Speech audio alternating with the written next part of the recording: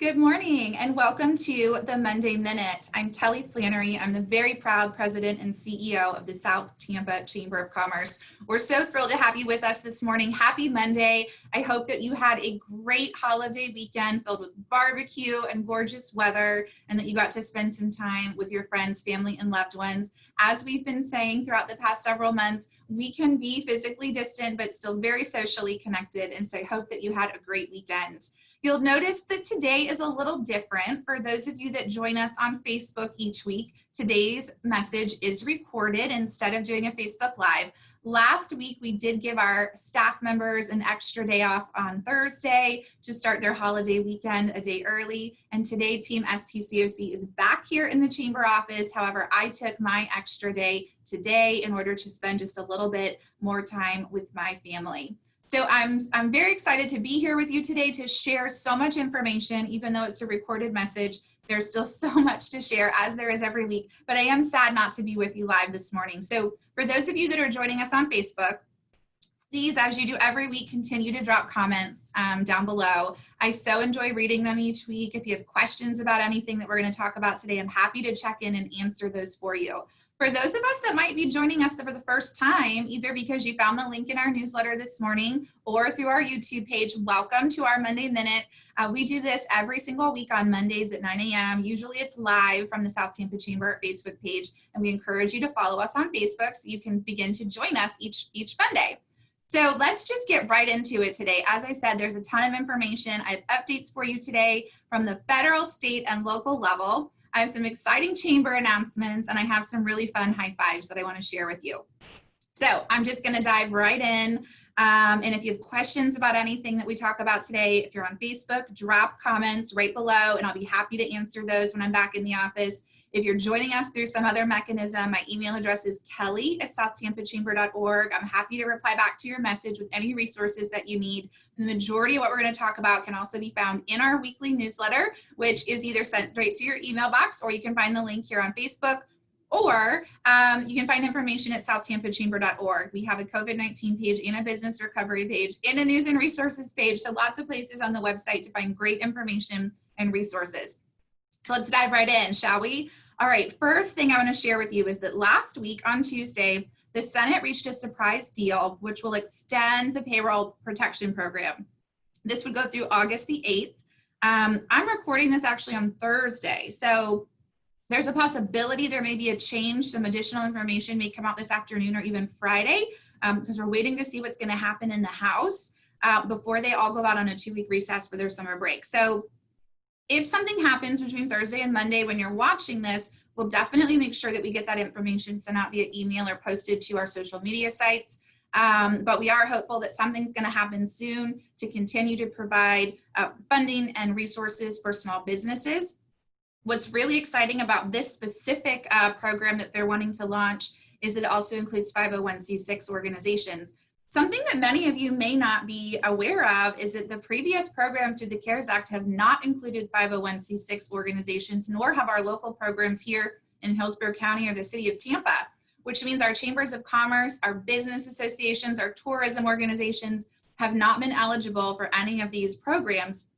And of course, as we're working every day to meet our mission and help business owners be successful, it'd be wonderful if we could qualify for those same programs. You can imagine it's been a challenging time for us, just as it has been for many businesses, not being able to host events and having to make some adjustments and changes to our income and expenses, just like many businesses have had to do. So we're hopeful that this is going to pass through the House. The 501c6s will also be included, and that there's going to be some additional funding available for small businesses throughout our country. And we'll definitely keep you updated on that. So let's talk about what happened in Tallahassee last week. First of all, you should be aware that Governor DeSantis did pass a budget last week. And if you'd like some more information on that, you can find it in the news section of the Chamber website. We did post some information there. Also last week, the Occupational Freedom of Opportunity Act was signed, which eliminates barriers of entry to certain professions licensed by the Florida Department of Business and Professional Regulation. So this is going to be able to open up additional opportunities for individuals who are looking to get into specific careers here in the state of Florida. That full press release is also posted on the Chamber website under our news section. And while we're speaking about the Department of Business and Professional Regulations, we know that just about 2 weeks ago, they did release an executive order which restricts bars being able to sell alcohol and then can have consumers consume it on property. You can still do takeout from those establishments, but there was some confusion with that first executive order. A revision was put out last week on Wednesday, and it just provides some additional clarity and guidance for bars and restaurants to determine who is able at this time to continue to have on-premise consumption of alcohol throughout the state of Florida. So we'll be keeping an eye on that. We'll be sending out any additional information as it comes out. And of course, we're hopeful that we're gonna be able to get these businesses back up and running in the next couple days or couple weeks. And we'll keep you updated on what's going on there. So let's talk about what's happening in Tampa and Hillsborough County. We know that there are a lot of mixed feelings regarding the recent mask ordinances. What I want to share with you specifically is regarding Hillsborough County's mask ordinance. This is voted on through the EPG, the Emergency Policy Group. They've been meeting for this past several months on items specific to COVID-19 and how it's impacting our community. This executive order gets renewed every week. It gets renewed every week on Monday, which means at that time, there's also the opportunity for them to make revisions and changes to the order. This past week, last week, they added some additional guidance for nonprofits to require the face mask if they're public facing. They also put in some exemptions that were specific to children under the age of 8 and children's sports and children's activities. And we're hopeful that this week we're also going to see some additional changes in regards to the language that holds business owners and operators liable for the compliance of the ordinance. The City of Tampa ordinance holds citizens liable for compliance versus the Hillsborough County ordinance holds our businesses liable. And so the chamber did write a letter this past week on behalf of our 650 members asking for that language to be changed so that we can continue to have businesses open safely, but to remove this restriction on our businesses and this liability on our businesses that they have to be now mandating what's happening with their own customers, to put that compliance back on the customer and not on the business owner. So we're hopeful that we're going to see that change happen this afternoon. Then the EPG meeting does take place on Mondays and Thursdays at 1:30. So please keep an eye out. We're hopeful, like I said, that there's going to be a change put in place there. Now let's talk about just what's happening in general out in our community. I just have an ask. Our businesses are just being faced with challenges left and right every single day. Bringing their teams back, retraining their team. We know that there's businesses that have been impacted by COVID most recently, regulations and guidelines that seem to change, weekly. Please, as consumers, let's just continue to support our businesses. And there's 2 ways we can do that. One is just to continue to patronize our business. So for those who are still self-quarantined or who are still practicing safe at home, keep doing what you've been doing the past several months. You've been amazing. Online orders, takeout orders, delivery orders. Let's just keep doing all of that. Anytime that you're able to purchase a service or good locally, please continue to do that. For those of you that are out and about in the community, we're just asking, we're 126 days into this. This isn't new. We know there's a global pandemic. We've been going through this very strange year together, for the past several months. Right now, there's a mask ordinance in place. Wear your mask. Please don't put our business owners in a position where they have to mandate and police their own customers. Please follow instructions and signage and arrows and directions that are in our stores. Stay 6 feet away. We know that one of the best ways to combat COVID-19 is through physical distancing. Please continue to use hand hygiene, hand sanitizer, wash your hands. Just let's keep supporting our business owners. Please don't make it harder than it already is. I know there's a lot of mixed feelings about the masks and about various things, but if a business owner has the sign on the door, follow it. If they've got signs up in the store, follow it. Let's just continue to keep supporting our local businesses and let's not make things any harder on them than it already is, as they're making very difficult, tough choices every day. Also keep in mind that oftentimes the employees in the store are not even the store owner. So let's be also cognizant and respectful of those individuals that are employed by our local business owners. And that's just my plea for all of us as we go forward in these next couple of weeks. I'm hopeful we're gonna start seeing cases, slow down, in which point some of these mandates and guidelines and restrictions are also gonna be lifted. But I really believe that we have to work on this together. We have to be moving in the same direction. I've been saying for the past several months, we're in this together, we are stronger together. We're going to go through it together. I believe that that's true. I've seen the most incredible, amazing things happen in our community over these past several months. And I know that we can continue to move forward and get out on the other side of this even stronger than we were when we came in. But we do all have to do it together. And so thank you so much for continuing to support our local businesses. And the best way we can do that right now is, one, to shop and do business with them, and number two, just to follow whatever guidelines that they have in place in their individual business, mandate or no mandate, allow our businesses to make choices on how they want to keep their customers and their employees safe. So thank you, thank you. All right, let's talk about some additional funding items that are available for business owners right now. Specifically, Hillsborough County launched their R3 grant last week on June 30th.